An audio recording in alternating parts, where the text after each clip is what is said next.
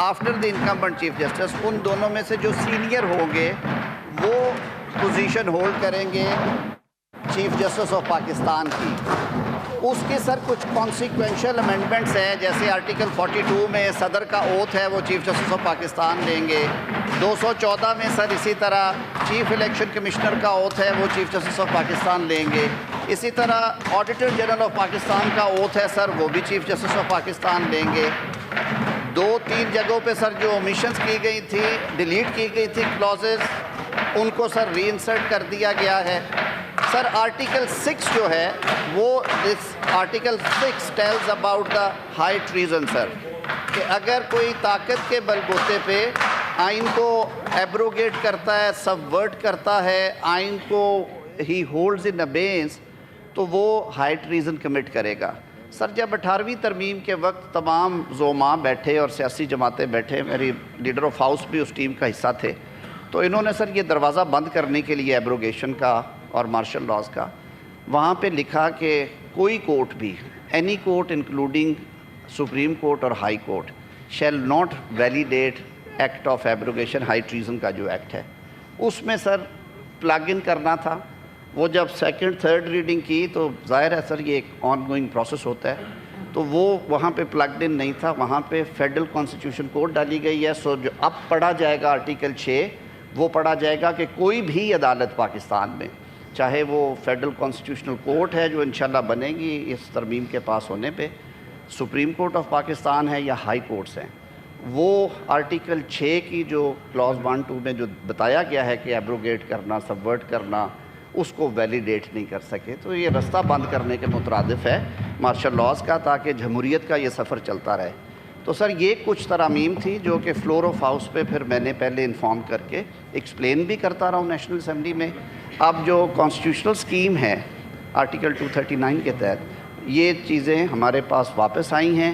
ये कुछ क्लॉजेज़ हैं जो मॉडिफाई की गई हैं, कहीं पे रीइंसर्ट किया गया, कहीं डिलीशन हुई है, तो आपने वो सारा एक्सप्लेन कर दिया सर। मेरी ये दरख्वास्त होगी कि इस पे सर वोटिंग करवाई जाए जो रूल और ज़ाब्ते के मुताबिक। We may now take up second reading of the bill.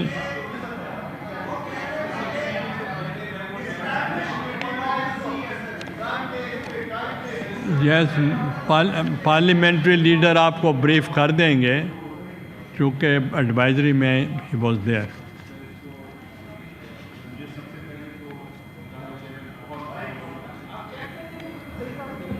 जी, सबसे पहले तो जनाब चेयरमैन, मुझे बहुत अफसोस हुआ कि इतनी बड़ी बड़ी जमातें दूसरी साइड पे, जब ये हम बात कर रहे थे कि लोटाइज़म के ख़िलाफ़ हम आवाज़ उठा रहे थे, तो ये ओपनली सपोर्ट कर रहे थे कि नहीं हम तो इसके फेवर में हैं। तो ये लोटोक्रेसी को, फरेब को प्रमोट करना, ये तो एक बहुत शर्मनाक बात है सर। ये मैं ऑन द रिकॉर्ड कहना चाहता हूँ कि यहाँ हर एक ने क्लैपिंग की। यहाँ मेरे दोस्त जो उस साइड पे बैठे हैं उन्होंने इसको इस प्रोसेस को अप्रूव किया।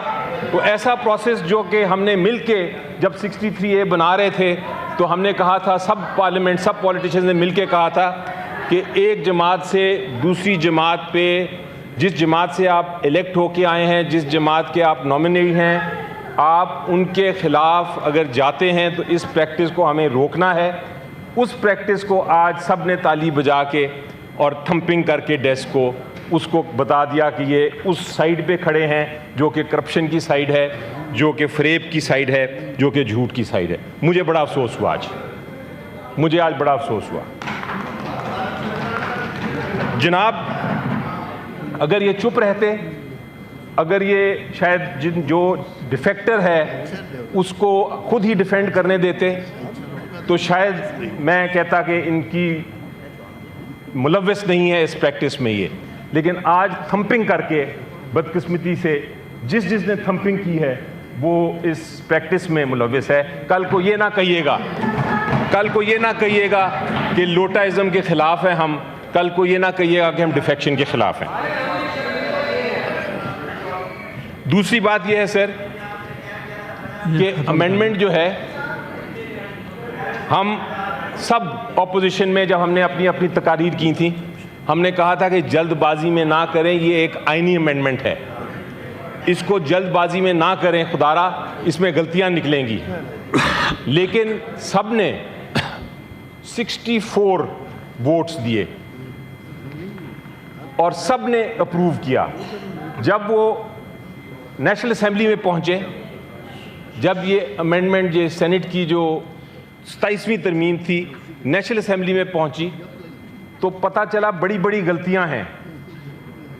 एक जो सबसे बड़ी गलती निकली, जिसका अभी जिक्र किया लॉ मिनिस्टर साहब ने भी, वो ये थी कि जो आईनी अदालत बना रहे हैं उसको मार्शल लॉ को एक्सेप्ट करने की भी इजाज़त है।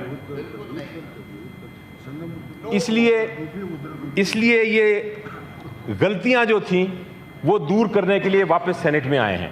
ये तो आप कि गलतियां दूर हो, जिससे एक चीज़ नज़र आ जाती है कि ये सारा कुछ उजलत में हो रहा है, ये हेस्ट है। और हेस्ट क्या है ये समझ नहीं आ रही। ये वजह क्या है कि जल्द से जल्द अपनी आईनी अदालत बनाना चाहते हैं ताकि वो आईनी अदालत को कंट्रोल कर सकें।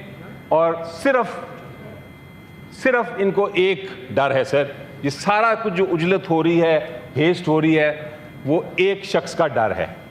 और वो शख्स जो है वो यहाँ से कुछ मील दूर जेल में बैठा हुआ है।